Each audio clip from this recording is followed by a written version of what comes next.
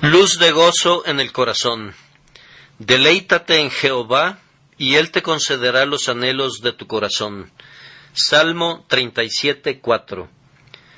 Hay dos enseñanzas en este texto que seguramente son muy sorprendentes para quienes no están familiarizados con la vida de piedad. Para los creyentes sinceros, estas maravillas son hechos reconocidos, pero para el mundo de fuera parecen asuntos muy extraños. Tenemos aquí, primero, la vida de un creyente descrita como un deleite en Dios, y así se nos confirma la gran verdad de Dios, que la religión verdadera rebosa de gozo y felicidad. Las personas impías y los que simplemente profesan de labios para afuera, nunca ven a la religión como algo lleno de gozo. Para ellos es únicamente servicio, deber o necesidad, nunca placer ni deleite. ¿Por qué tienen que ir a la casa del Señor? ¿No es a causa de la costumbre, una costumbre que de buen grado evitarían si pudieran? ¿Por qué siguen las ordenanzas de la Iglesia? ¿No es, acaso, por una esperanza farisaica de acumular méritos o por un temor supersticioso? ¿Cuántos no ven la religión como un amuleto para evitar enfermedades o como un mal menor que ofrece una vía de escape al temible juicio? Para ellos el servicio es algo monótono y la adoración produce fatiga. Pregunta a los que pertenecen al mundo lo que piensan de la religión, y a pesar de que practican sus ritos externos, consideran todo deprimente y aburrido.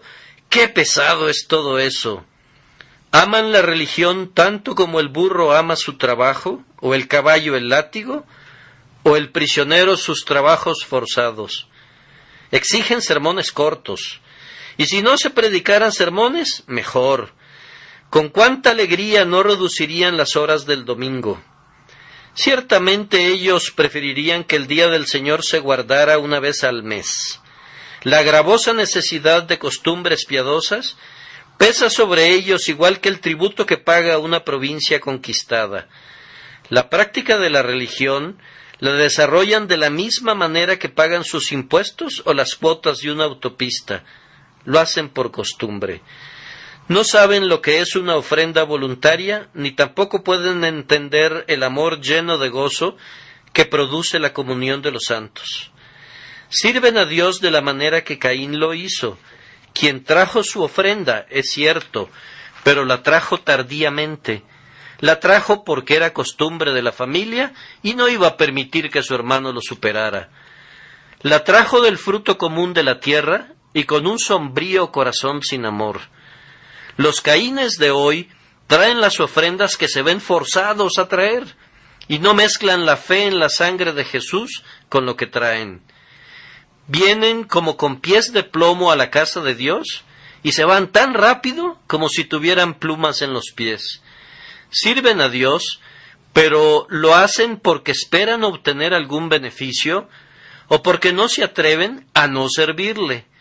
El pensamiento del deleite en la religión es tan extraño para la mayoría de los hombres que en su vocabulario no existen dos palabras más distantes entre sí que santidad y deleite. Pero los creyentes que conocen a Cristo entienden que el deleite y la fe están casados de tan bendita manera que las puertas del infierno no pueden prevalecer para divorciarlos.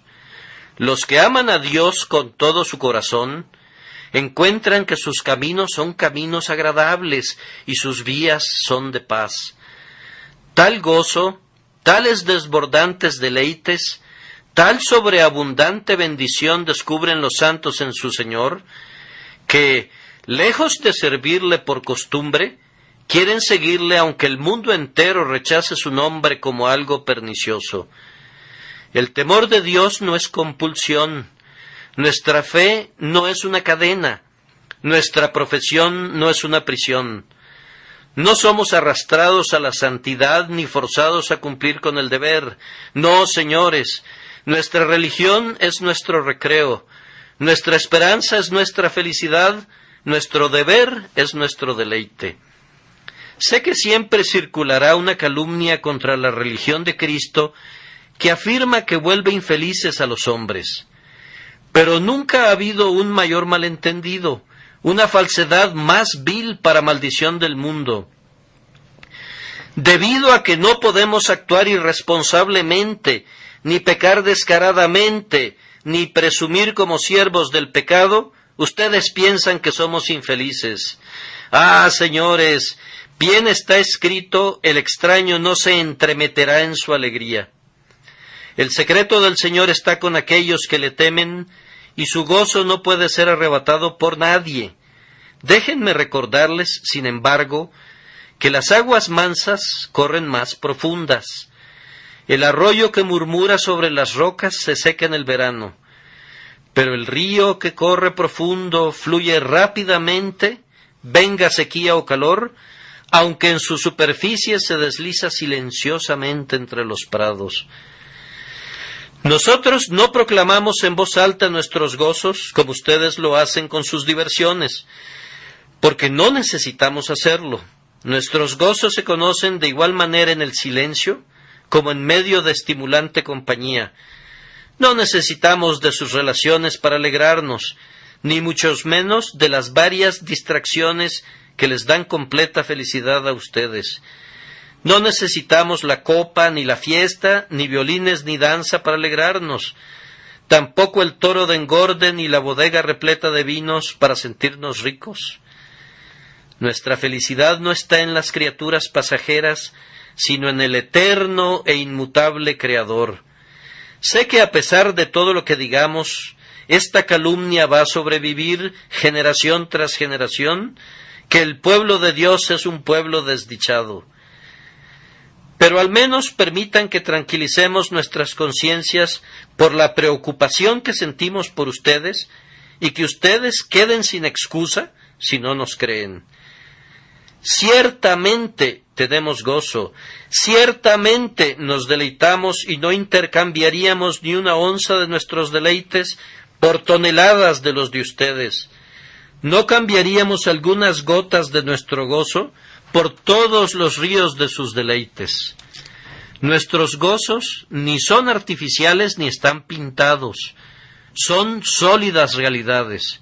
Los nuestros son gozos que podemos llevar con nosotros a nuestra cama en el polvo silencioso, gozos que dormirán con nosotros en la tumba y con nosotros despertarán en la eternidad, gozosos a los que podemos mirar de nuevo y vivir en retrospectiva, gozos que podemos anticipar y conocer aquí y en la eternidad. Nuestros gozos no son burbujas que solo resplandecen y se revientan. No son manzanas de Sodoma que se convierten en cenizas en nuestras manos. Nuestros deleites tienen sustancia, son reales, verdaderos, sólidos, duraderos, eternos. ¿Qué más diré? Saquen de sus mentes ese error. El deleite y la verdadera religión están tan unidos como la raíz y la flor, son tan indivisibles como la verdad y la eternidad. Son, de hecho, dos preciosas joyas engarzadas, la una junto a la otra, en la misma montura de oro. Pero hay también algo muy sorprendente para los mundanos en nuestro texto, aunque esto es una maravilla que fácilmente entienden los cristianos. El texto dice, y Él te concederá los anhelos de tu corazón. El mundano dice, yo creía que la religión era solamente autonegación. Nunca me imaginé que al amar a Dios podíamos cumplir nuestros deseos. Yo pensé que la piedad consistía en matar, destruir y suprimir nuestros deseos. ¿Acaso la religión de la mayoría de los hombres no consiste en una visible abstinencia de pecados que son amados en secreto? La piedad negativa es muy común en esta época. La mayoría de los hombres suponen que nuestra religión está conformada por cosas que no debemos hacer, más que por placeres que podemos disfrutar. No debemos ir al teatro, no debemos cantar canciones, ni trabajar los domingos, ni decir groserías, etc. No debemos hacer esto, no debemos hacer eso. Y suponen que somos una categoría huraña y miserable de personas que, sin duda alguna, hacemos en privado lo que nos privamos de hacer en público. Bien, es cierto que la religión es autonegación. También es igualmente cierto que no es autonegación. Los cristianos tienen dos identidades. Está el viejo yo, y en él ciertamente hay que negar la carne con sus afectos y concupiscencias. Pero hay también un nuevo yo. Hay un espíritu nacido de nuevo, el nuevo hombre en Cristo. Y, queridos hermanos, nuestra religión no exige ninguna autonegación de ese nuevo yo. No, dejamos que tenga libre desarrollo en cuanto a sus anhelos y deseos, puesto que todo lo que pueda desear, todo lo que pueda anhelar, todo lo que quiera gozar, lo puede obtener sin peligro alguno.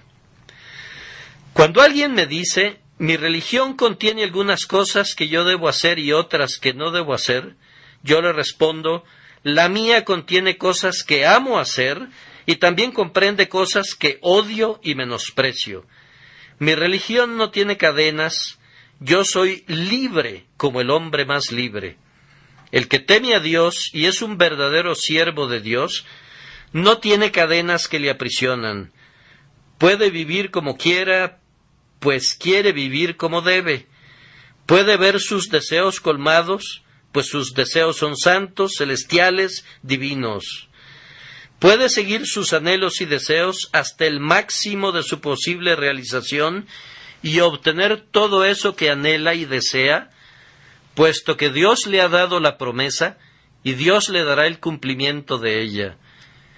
Pero no se queden con la idea que no queremos mover un dedo porque hay avisos de prohibido en nuestro camino. Y no piensen que no vamos por ahí a la derecha o por allá a la izquierda porque no nos atrevemos. ¡Oh, señores! No lo haríamos si pudiéramos. No querríamos aunque la ley fuera cambiada. No compartiríamos sus placeres aunque pudiéramos. Aunque pudiéramos ir al cielo viviendo como viven los pecadores, no elegiríamos ni sus caminos ni su conversación. Sería un infierno para nosotros si fuéramos obligados a pecar, aun si el pecado no recibiera ningún castigo.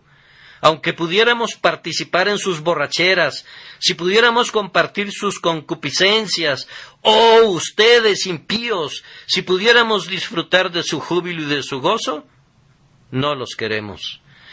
No nos estamos negando a nosotros mismos cuando renunciamos a estas cosas. Despreciamos el júbilo de ustedes, sentimos abominación por él y lo pisoteamos. Un pájaro dijo una vez a un pez, no puedo entender cómo es que tú vives todo el tiempo en el elemento frío. Yo no podría vivir allí. Debe ser un sacrificio continuo para ti no volar hacia los árboles.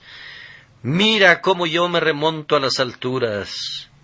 Ah, respondió el pez, no es un sacrificio para mí vivir aquí, es mi elemento. Nunca he aspirado a volar, no es para mí. Si fuera sacado de mi elemento me moriría, a menos que me regresaran de inmediato, y cuanto antes, mejor. Así el creyente siente que Dios es su elemento natural. Él no trata de escapar de su Dios, ni de la voluntad, ni del servicio de su Señor. Y si por algún tiempo fuese apartado, cuanto antes pudiera regresar, mejor. Si es arrojado a mala compañía, se siente miserable y desdichado hasta que se libra nuevamente de ella. ¿Acaso la paloma se niega a sí misma cuando no come carroña? No, ciertamente la paloma no se podría deleitar en la sangre, no querría alimentarse de ella aunque pudiera. Cuando un hombre ve una piara de cerdos bajo un roble, deleitándose con sus bellotas y gruñendo de satisfacción, ¿se niega a sí mismo cuando pasa de lejos y no comparte en la fiesta de los cerdos? No, de ninguna manera. Él tiene mejor pan para comer en su casa y el alimento de los cerdos no es ningún bocado exquisito para él. Así pasa con el creyente. Su religión es un asunto de deleite, algo que le da satisfacción, y no tiene que negarse a sí mismo cuando evita y se aleja. Sus gustos han cambiado, sus deseos son otros. Él se deleita en su Dios y gozoso recibe el anhelo de su corazón. Todo esto nos ha servido a modo de introducción. Ahora vamos al texto mismo. Hay dos cosas muy claras en el texto. La primera es un precepto escrito sobre brillantes joyas. Deleítate en Jehová. La segunda es una promesa mucho más preciosa que los rubíes, y Él te concederá los anhelos de tu corazón. La primera es un precepto escrito sobre brillantes joyas. He agregado estas últimas palabras porque la ley de los 10 mandamientos fue escrita sobre piedra, tal vez sobre duro granito, en el que los hombres no podrían encontrar mayor gozo. Pero esta ley del mandamiento, deleítate en Jehová, no es ley de piedra para ser escrita sobre tablas de granito.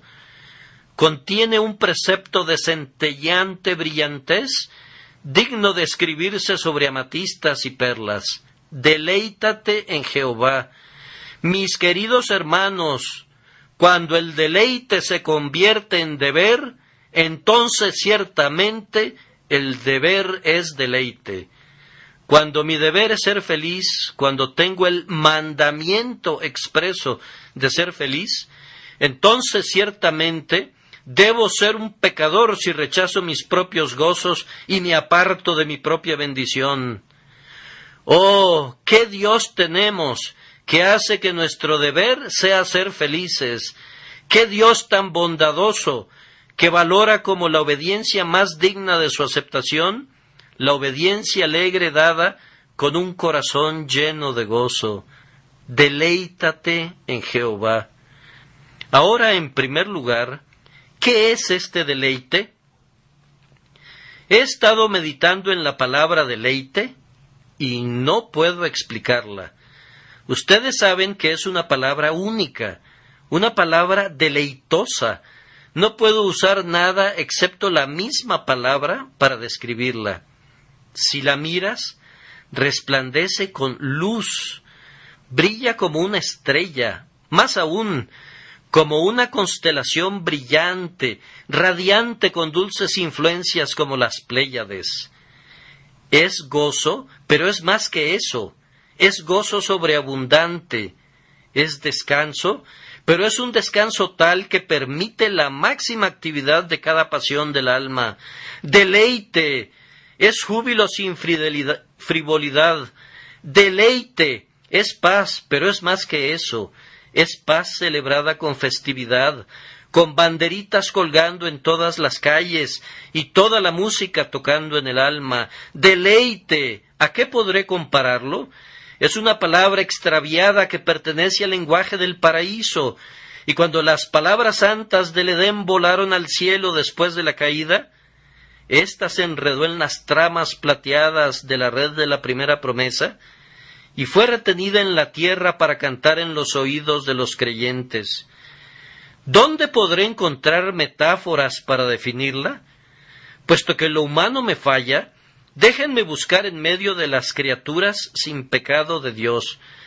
Vamos junto al mar, a la hora de la marea baja, y en algunas partes de la costa verán un pequeño borde al extremo de las olas. Parece como una bruma, pero un examen más detenido revelará que son millones de pequeñísimos camaroncitos saltando en todo tipo de posturas y formas en la ola que se retira, en una exuberancia de júbilo y diversión. O en una tarde de verano, miren a los mosquitos cómo danzan sin cansarse, casi sin saber cómo poder divertirse más. O miren a las ovejas en el campo, cómo saltan y brincan. Escuchen la canción matutina de los pájaros del aire y nuevamente oigan sus deliciosas notas vespertinas. Miren a los peces saltar en los arroyos y escuchen el zumbido de los insectos en el aire. Todo esto puede darles débiles indicios de la luz del deleite. Dirígete al cielo si quieres saber lo que significa el deleite. Mira allí a los espíritus que tocan las cuerdas doradas con sus dedos. Escucha sus voces cuando con repiques de gozo desconocido a los oídos humanos cantan al que les amó y les libró de sus pecados con su sangre. Míralos cómo guardan el día del Señor eternamente en el gran templo del Dios viviente. Y mira al trono, y mira de nuevo, absorto en la gloria, beatificado en Jesús, lleno del cielo, desbordando de sumo gozo. Esto es el deleite. Sé que no he podido describir la palabra. Tienen que tomar esa palabra y deletrearla letra por letra, y luego deben pedir al Señor que ponga sus corazones en un dulce marco mental conformado por los siguientes ingredientes: un perfecto descanso de todo cuidado terrenal, una perfecta entrega de ustedes mismos en las manos de Dios, una intensa confianza en su amor por ustedes, un amor divino hacia Él, de tal manera que estén dispuestos a hacer cualquier cosa o a hacer cualquier cosa por Él. Después debe agregarse a todo esto un gozo en Él. Y cuando tengan todo esto, debe ponerse todo a hervir, y entonces tienen el deleite en el Señor su Dios. Matthew Henry dice: el deseo es amor en acción, como un pájaro en pleno vuelo. El deleite es amor en descanso, como un pájaro en su nido. Tal es el significado de la palabra, y tal el deber prescrito: deleítate en Jehová. En segundo lugar, ¿de dónde viene este deleite? El texto nos dice: deleítate en Jehová. Deleítate en Jehová, en su misma existencia. Que haya un Dios es motivo suficiente para hacer que el hombre más infeliz sea feliz si tiene fe. Las naciones se derrumban, las dinastías caen, los reinos se tambalean. ¿Qué importa, puesto que hay un Dios? El padre se ha ido a la tumba, la madre duerme en el polvo, la esposa se ha ido de nuestro lado, los hijos son arrebatados. Pero hay un Dios. Solo esto basta para que sea un manantial de gozo para los verdaderos creyentes para siempre. Deleítense también en su dominio. Jehová reina, regocíjese la tierra, Jehová es rey. Venga lo que venga, Él se siente en el trono y gobierna bien todas las cosas. El Señor ha preparado su trono en los cielos, y su reino gobierna sobre todo. De pie en la carroza de la providencia, sostiene las riendas y guía a los veloces caballos de conformidad a su voluntad. Dios es exaltado por sobre los montes y por sobre las colinas. Tiene influencia sobre todas las cosas, tanto sobre las cosas magníficas como sobre las minucias. Alégrate mucho, oh hija de Sión, Jehová es Rey eternamente y para siempre. ¡Aleluya! ¡Aleluya! Cada atributo de Dios debe ser un rayo fresco en esta luz de sol llena de deleite. Para nosotros que conocemos nuestra insensatez, que Él sea sabio debe ser motivo de gozo. Para los que temblamos a causa de nuestra debilidad, que Él sea todopoderoso debe ser causa de regocijo. Que Él sea eterno debe ser siempre el tema de nuestra música, cuando nos damos cuenta que somos hierba y nos secamos como la hierba verde. Que Él sea inmutable debe darnos una canción, pues nosotros cambiamos cada hora y no somos los mismos por mucho rato. Que Él esté lleno de gracia, que desborde gracia y que en el pacto Él nos haya dado esta gracia que es nuestra, nuestra para limpiarnos, nuestra para guardarnos, nuestra para santificarnos, nuestra para perfeccionarnos, nuestra para llevarnos a la gloria. Todo esto debería impulsarnos a deleitarnos en Él. Oh creyentes, ustedes están hoy junto a un río muy profundo. A lo mejor ya se han metido en ese río hasta los tobillos y conocen un poco de sus corrientes claras, dulces, celestiales. Pero más adelante la profundidad es mayor y la corriente es más deleitosa aún. Ven y lánzate en ese río, sumérgete ahora en la corriente, sumérgete en el mar sin límites de la divinidad. Piérdete en su inmensidad.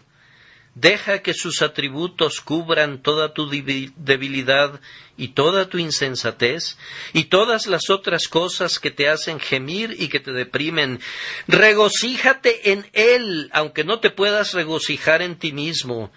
Triunfa en el Dios de Israel, aunque en ti mismo exista una razón para desesperar. El cristiano también siente que puede deleitarse en todo lo que Dios ha hecho en el pasado. Esos salmos que terminan con «porque para siempre es su misericordia», donde encontramos divisiones tales como estas: Og, el rey de Basán, «porque para siempre es su misericordia», Sehón, el rey amorreo, «porque para siempre es su misericordia». Todas estas repeticiones nos muestran que el pueblo de Dios en tiempos antiguos estaba habituado a pensar mucho en las acciones de Dios, de tal forma que no las amontonaba en el lomo de un solo versículo, sino que las dividía con el objeto de tener un cántico para cada una de ellas. Así que el pueblo de Dios debe recordar las obras del Señor, deben contar sus hechos poderosos, deben cantar: «Tu diestra, oh Jehová, ha quebrantado al enemigo. Jehová es un guerrero, Jehová es su nombre. Cantaré a Jehová, pues se ha enaltecido grandemente». Deben continuar recordando sus obras hasta llegar a las obras de la gracia en sus propios corazones. Y al llegar a este punto, deben cantar con mayor dulzura que antes. No deben dejar de cantar, puesto que las nuevas misericordias fluyen hacia ustedes cada día, y cada día se debe de elevar una alabanza, y cada noche debe ser un testigo de su gracia. Deleítate en Jehová.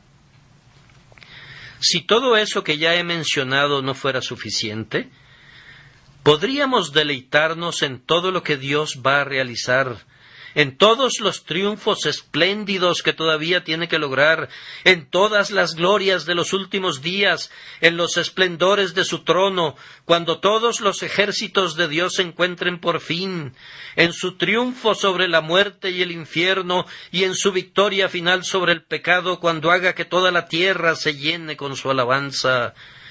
Oh, hermanos míos, el tiempo no nos alcanzaría, la eternidad podría no ser suficiente, ciertamente, para hacer una lista de todos los diferentes puntos del santo deleite que los creyentes pueden encontrar en el Señor su Dios, cuando se encuentran en un marco mental espiritual.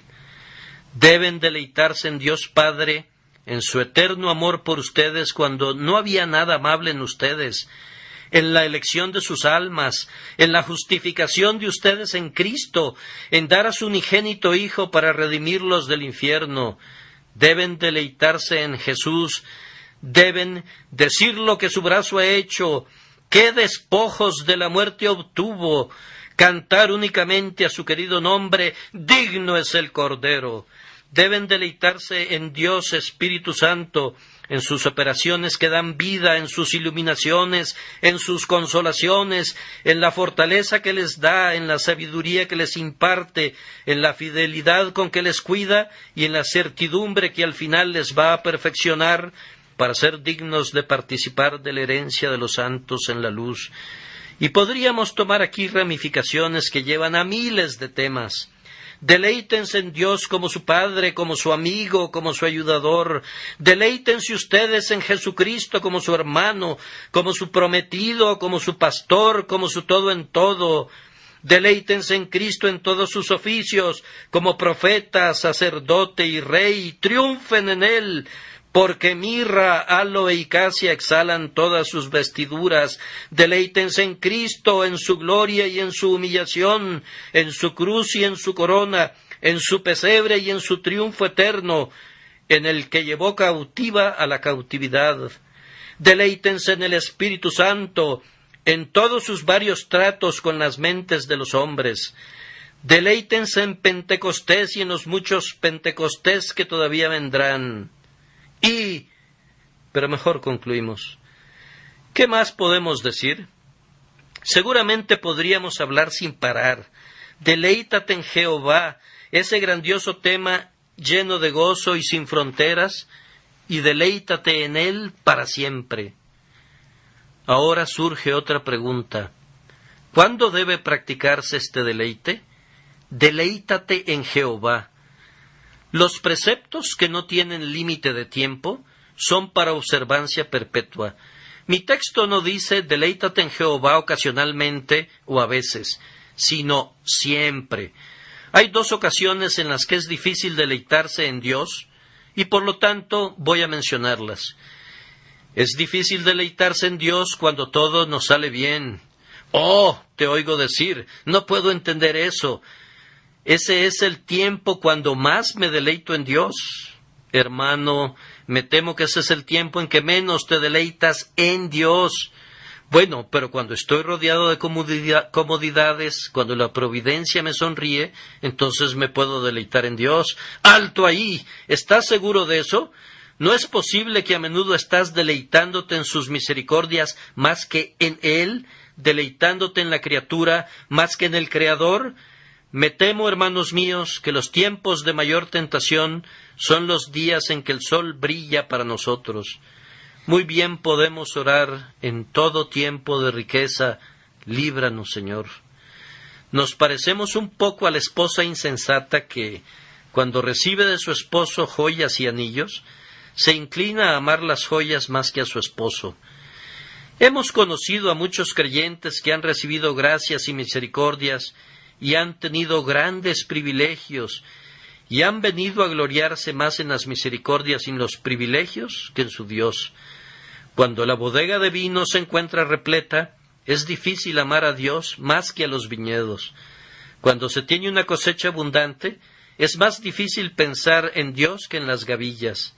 Cuando te vas volviendo más rico, es difícil decir aún, este no es mi tesoro. Los tesoros de la tierra ensucian nuestros vestidos, a menos que cuidemos nuestros corazones. Nuestra alma se pega al polvo y el polvo no es propicio para la devoción. Oh, presta atención, creyente rico, y deleítate en Dios, no en tus ranchos, ni en tus terrenos, en tus jardines, ni en tus casas, tus departamentos, ni tus bienes raíces. Pues si te deleitas en estas cosas, tu oro y tu plata se corrompen, y la polilla destruye tus vestidos, y la plaga pronto vendrá sobre tu herencia. Di, estas cosas no son mi porción. Jehová es mi porción, ha dicho mi alma. Otra circunstancia en la que es difícil deleitarse en Dios, no tan difícil como en la primera, es cuando todo nos sale mal. Entonces podemos tener la tendencia a decir con el viejo Jacob, contra mí son todas estas cosas.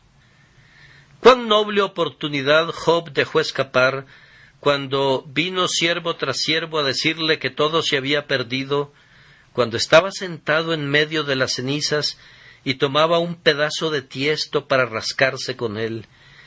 Si se hubiera puesto de pie y hubiera dicho, ciertamente me has alegrado, oh Jehová, con tus hechos, grito de gozo por las palabras de tus manos, qué triunfo de fe hubiera conseguido.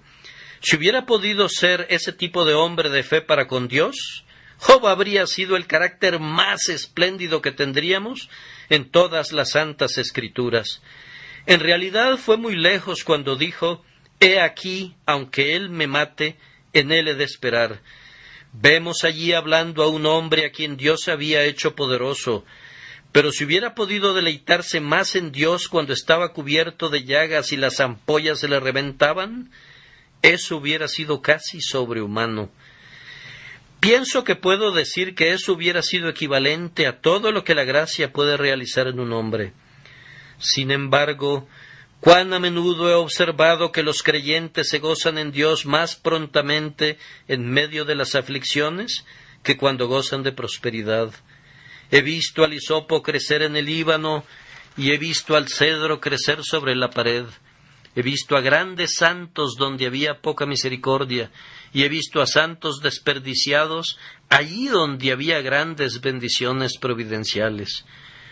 Los pájaros de Dios cantan mejor en jaulas, y la alabanza a Dios suena mejor en la boca del horno de la aflicción que en la cima del monte de la comunión.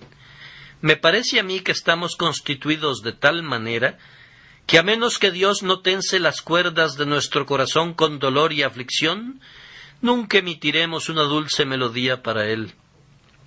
Es difícil, es muy difícil que un hombre diga, cuando todo sostén terrenal ya ha cedido, que aunque la higuera no florezca ni en las vides haya fruto, aunque falle el producto del olivo y los campos no produzcan alimento, aunque se acaben las ovejas del redil y no haya vacas en los establos, con todo eso que diga, yo me alegraré en Jehová y me gozaré en el Dios de mi salvación. Sin embargo, por gracia, en todo momento debemos deleitarnos en Dios. Pero escucho una voz que dice, ¿pero cuándo debe sentirse miserable el cristiano? Nunca, hermano, nunca. Pero ni siquiera algunas veces. No, si cumple con su deber, no. Pero ¿no debe un santo ser abatido algunas veces? Los santos se abaten, pero no deberían estarlo. Bueno, pero muchos de los santos de Dios están llenos de dudas y temores. Sé que es así, y es lamentable que suceda. Pero algunos de los hijos de Dios guardan luto toda su vida, por su propia culpa, pues el Señor no les ha pedido eso. Las Escrituras nos enseñan, regocijaos en el Señor siempre, dice el apóstol. Otra vez os lo digo, regocijaos. Pero ¿acaso no hay momentos en los que nos podemos entregar a nuestra vena melancólica y cultivar la tristeza? Bueno, si lo haces así, verás que pronto crece. Dios a menudo trata a sus hijos como sé que algunos padres lo hacen con sus hijos. Si sus hijos oran pidiendo aflicciones, las tendrán hasta que comiencen a pedir con 10 veces más ganas que los libre de ellas. Si el pueblo de Dios no clama por nada, pronto tendrán algo por lo cual clamar. Si quieren agregar miseria a su vida, pronto verán muchas miserias sumadas a las suyas. Pero en cuanto a la promesa y en cuanto al precepto, es la responsabilidad constante y el trabajo diario, cada hora del verdadero creyente, deleitarse en el Señor su Dios. Antes de dejar este punto, respondo a otra pregunta. ¿Por qué es tan raro deleitarse en Dios? ¿Por qué se ve a tantos cristianos deprimidos? ¿A tantos cristianos que dudan? ¿Por qué vemos también a tantas personas cuya religión más bien parece un yugo por cierto muy pesado? Me temo que se debe a que por un lado hay poca religión genuina y por el otro hay muy poca religión de tonos profundos, en lo poco que hay de genuino. No me sorprende que sea infeliz el hombre que tiene una religión que no es del corazón. Habrán visto gente con perros de ciertas razas que no gustan del agua, y si los meten al agua, con qué prontitud salen de ella. Pero hay perros de otras razas que nadan horas y horas y se deleitan en ello. Así entonces, hay personas que profesan ser cristianos, pero que son reconocidos hipócritas por el hecho que su religión está en contra de su voluntad. Han sido llevados a la religión y desean salirse pronto. Pero el verdadero cristiano se entrega a su religión con ardor y deleite por la gracia divina. La ama, se deleita en ella. Una de las mejores pruebas para discernir entre un hipócrita y un verdadero cristiano es esta. Job dice del hipócrita, ¿se deleitará en el Todopoderoso? No, el hipócrita estará a disgusto. El hipócrita se verá infeliz. El hipócrita se tornará tan miserable como lo puede ser alguien llegado su momento. Nunca pudo y nunca puede y nunca podrá deleitarse en Dios como regla. Puede experimentar cierto gozo en las circunstancias externas, pues aún Herodes escuchaba con agrado a Juan. Pero eso es solo un espasmo. Sólo el verdadero creyente puede tener una constante y permanente satisfacción y deleite en el servicio y el amor de Dios. Esta es una evidencia tan segura e infalible que si alguno de ustedes se deleita en Dios, yo concluyo sin ninguna duda que su alma se ha salvado. Pero si por otro lado alguno de ustedes no experimenta ningún deleite en Dios de ningún tipo, Yo dudaría que haya conocido a Dios, pues de haberlo conocido debería experimentar algún grado de deleite en él. Pero ¿de qué sirve este deleite?, podrá preguntar alguien.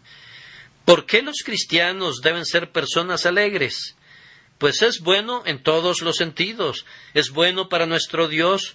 Cuando nosotros somos felices, damos honor a Dios. También es bueno para nosotros. Eso nos fortalece. No os entristezcáis, porque el gozo de Jehová es vuestra fortaleza. Es bueno para los impíos, porque cuando ven que los cristianos se alegran, ansían ser creyentes ellos también. Es bueno para nuestros hermanos cristianos, los consuela y les levanta el ánimo.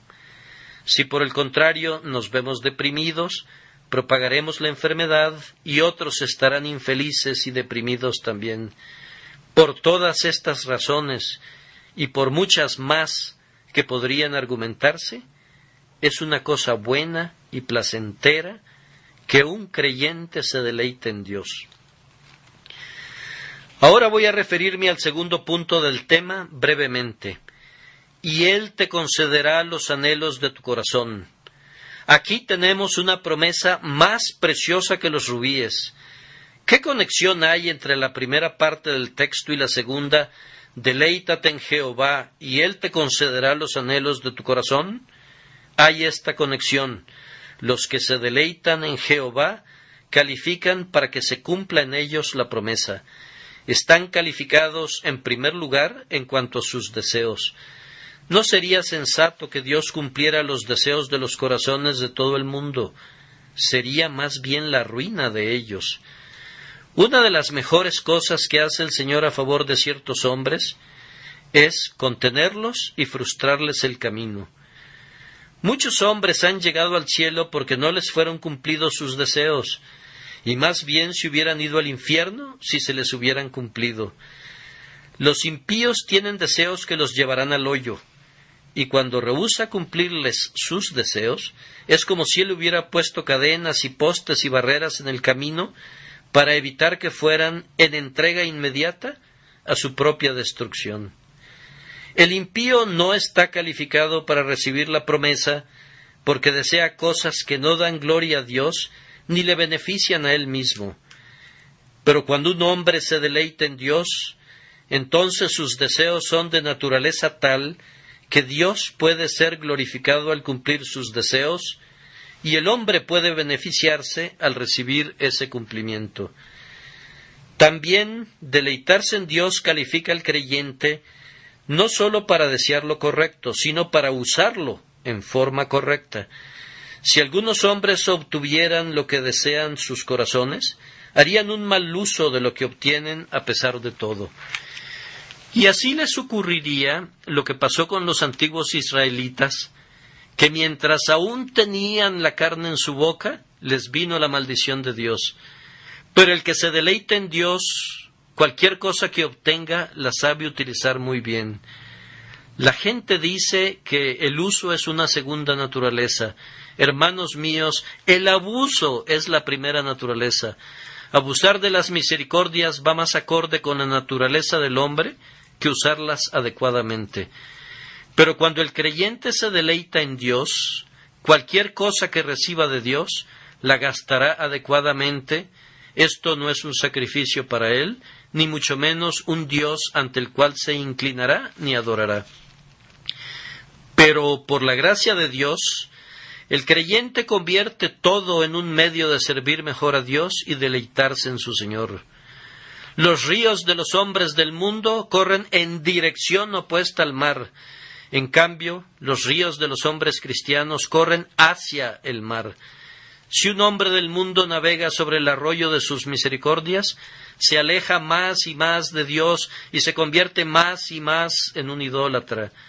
Pero cuando el cristiano recibe misericordias, navega cada vez más cerca de su Dios. Y así sus misericordias se convierten en autopistas que conducen al trono del mismo Dios.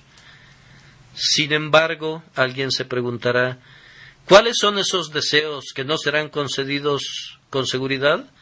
Ahora, hermanos míos, debemos identificar a los que se deleitan en Dios y estoy seguro que el radio de acción de sus deseos es bastante limitado. Si tuviera el deseo de mi Dios hoy, no es mucho decir que no hay cosa terrenal que yo pudiera desear, ya que todo lo he recibido y tengo abundancia. Si el apóstol Pablo se encontrara aquí, quien no poseía nada y a menudo se encontraba sin ropa y pobre y miserable, estoy persuadido que si hubiera cumplido su deseo diría: no hay nada que deseo, absolutamente nada sobre la tierra, pues he aprendido a contentarme con lo que tengo. Pero si debo tener algún deseo, mis hermanos, sé lo que desearía. Desearía ser perfecto, ser libre de todo pecado, de toda imperfección, de mi yo, de toda tentación, de toda forma de amor al mundo, de todo cuidado de cualquier tipo que sea contrario a la palabra de Dios. ¿Acaso no es ese el deseo de los que se deleitan en Dios? ¿Acaso no exclamarían ustedes, si un ángel se pusiera frente a ustedes en el lugar en que se encuentren, acaso no dirían: si me permites, quiero ser perfectamente libre hasta del nombre del pecado y de la naturaleza del pecado y de su culpa y de su poder? Tu deseo se verá cumplido. El Señor te dará el cumplimiento del deseo de tu corazón. Pero oigo que alguien comenta: si pudiera ver mi deseo cumplido, sería que yo pudiera vivir más cerca de Cristo, que yo pudiera tener una comunión más constante con Él. Anhelo conocerle a Él y el poder de su resurrección, habiendo sido hecho semejante a Él en su muerte. Hermano mío, me uno a tu deseo. Estoy seguro que si te ofrecieran 10 reinos por un lado y esta comunión con Cristo por el otro, ¿me equivoco acaso cuando digo que prefieres tener comunión con Cristo a todos esos reinos? Pues bien, el Señor te concederá los anhelos de tu corazón. Solamente deleítate en Jehová. Alguien más dice: si yo pudiera haber cumplido mi deseo, quisiera tener todas esas cosas, pero quisiera poder serle útil todo el tiempo. ¡Ah, ser útil! ¿Cuántos hombres no viven como la rana de Belzoni en las pirámides de Egipto, que estuvo allí durante 2000 años? ¿Y qué hizo todo ese tiempo sino dormir a ratos y a ratos estar despierta? De la misma manera algunos hombres viven sin hacer nada. Muchos de ustedes dirán: si mi deseo fuera concedido, me gustaría ser útil. Ganar coronas para Cristo, salvar almas para Él, traer al redil ovejas perdidas. Hermanos y hermanas, deleítense en el Señor y Él les concederá sus anhelos. Tal vez no exactamente de la forma que ustedes lo expresarían. Tal vez no puedan servir en la esfera en que ustedes aspiran, pero sin duda serán de utilidad de la manera que Dios quiere y en la medida que Él quiere. Sin embargo, debo agregar una cosa. Tengo un deseo que, si lo pudiera compartir, sabiendo que me será concedido, sería este: anhelo que todos ustedes se conviertan, madres y padres. ¿Acaso no dicen ustedes: el anhelo de mi corazón es que mis hijos se salven? ¿No tengo mayor gozo que que mis hijos caminen en la verdad de Dios? Y yo, como ministro, les digo: mi más ferviente deseo, mi más caro anhelo, el deseo más elevado que conozco, el que mi alma siente con mayor intensidad y que espera alcanzar con más ganas, una meta grande y altruista, es que pueda presentar a cada uno de ustedes perfecto ante Dios al final. No sólo para ser inocente de su sangre, lo que en sí mismo es grande, sino para tenerlos junto a mí cuando diga: aquí estoy, Señor, y a los hijos que me diste para Cristo. Oh, a ustedes, miembros de esta iglesia, les pido que oren para que su ministro se deleite en Dios, para que así le conceda el anhelo de su corazón. Y les pido que ustedes también se deleiten en Dios, para que cuando vengan a Dios en oración y oren por esta congregación, puedan tener seguridad que Él les concederá los anhelos de su corazón, porque se han deleitado en Él. Cuando Martín Lutero caminaba por las calles, los que le veían susurraban: «Ahí viene un hombre que obtiene todo lo que le pide a Dios». Se preguntarán, ¿por qué? Simplemente porque Lutero se deleitaba en Dios. Si tuviéramos hombres de esa talla en esta congregación y en esta iglesia, que aman al Señor y se deleitan en Él, ¿qué efecto no tendrían sus oraciones? Estos son los hombres que poseen las llaves del cielo y de la muerte y del infierno. Todos estos son los hombres que pueden abrir el cielo o cerrarlo, hacer que llueva o que no llueva. La Iglesia de Roma pretende que ella tiene las llaves, pero la Iglesia de Cristo tiene las llaves sin pretender tenerlas, y estas llaves cuelgan del cinturón de los hombres que se deleitan en Dios. Mediante sus oraciones, ustedes pueden conseguir tales lluvias del Espíritu sobre la Iglesia cristiana, que el desierto se regocijará y florecerá como una rosa, y si dejan de deleitarse en Dios, pueden cerrar al cielo mismo de tal manera que no descienda la lluvia y la iglesia entera se vuelve estéril y otra vez sin frutos. Recapitulando, fíjense bien en esto. Esto es lo único en lo que se puede deleitar un hombre y ver cumplidos sus deseos. Hay un hombre que se deleita en el dinero, pero no obtiene su deseo. Obtiene su dinero, pero nunca alcanza la satisfacción que esperaba. Hace unos pocos días leíamos en el periódico acerca de alguien que tenía un éxito notable en su profesión, pero que recientemente había intentado suicidarse bajo la preocupación que iba a perder todo a causa de la guerra en Estados Unidos. Recordamos también en esta gran ciudad, Londres, a uno de los más grandes comerciantes que cuando murió tenía una fortuna mayor a 3 millones de libras esterlinas. En esa cantidad fueron valuadas sus propiedades. Quien en la última etapa de su vida se había acostumbrado a recibir el mismo salario que su jardinero y estaba convencido que debía de morir en un asilo. Había recibido todo lo que un hombre puede desear y dinero en abundancia, pero no vio cumplido el deseo de su corazón. Se había deleitado en su oro, pero no recibió el deseo de su corazón. Así hemos conocido a hombres que se han deleitado en la fama, y cuando lo han tenido, habrían hecho cualquier cosa para liberarse de ella. Han sido grandes estadistas o valerosos guerreros, y han alcanzado gran renombre, pero habiendo obtenido toda la fama y llegado a su pináculo, no encontraron lo que ellos esperaban y han dicho: hubiera preferido vivir en la oscuridad, porque tal vez así hubiera encontrado alguna satisfacción. Y miren a muchos entre ustedes mismos. Cuando eran aprendices, el deseo de su corazón era llegar a ser maestros en su profesión. Pues bien, cuando llegaron a dominar su profesión, ¿qué pasó? Querían especializarse y luego poder independizarse. Bueno, lo hicieron y prosperaron. ¿Han visto cumplido el deseo de su corazón? Oh, no, ese se ha adelantado un poco más. Ahora esperan hasta poder educar a su gran familia, y después, cuando sus hijos se hayan independizado, buscarán una residencia en los suburbios, donde se puedan retirar y pasar cómodamente el resto de sus días.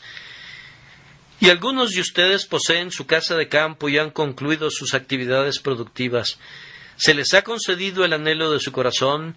Bien, pues no es así.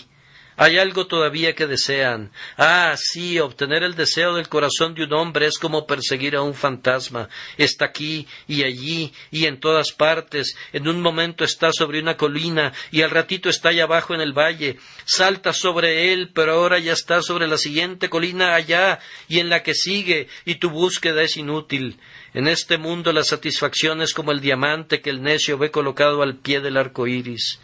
Corre para tomarlo, pero conforme avanza el arco iris se aleja para mantener siempre la misma distancia y nunca puede encontrar lo que esperaba. Si quieres tener el deseo de tu corazón, deleítate en tu Dios, dale tu amor, dale tu corazón, lánzate a lo profundo del arroyo y tendrás todo lo que pudieras desear. El deseo de tu corazón en todo su alcance te será concedido.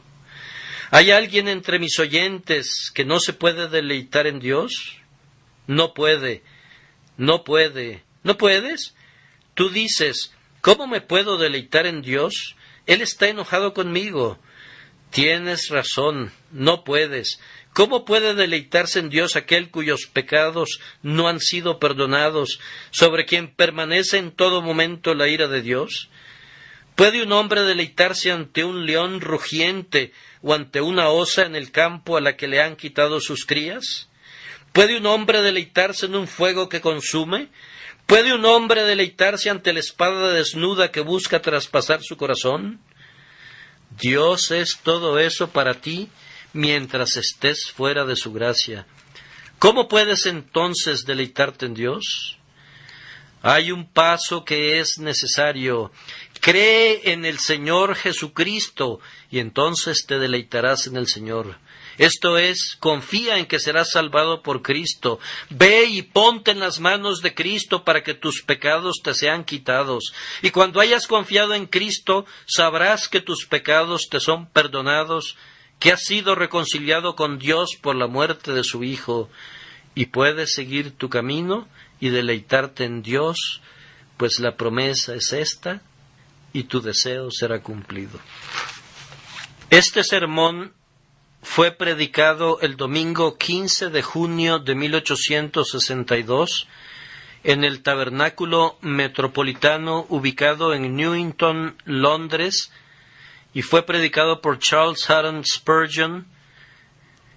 Pertenece al grupo catalogado como el Púlpito del Tabernáculo Metropolitano y lleva el número 454.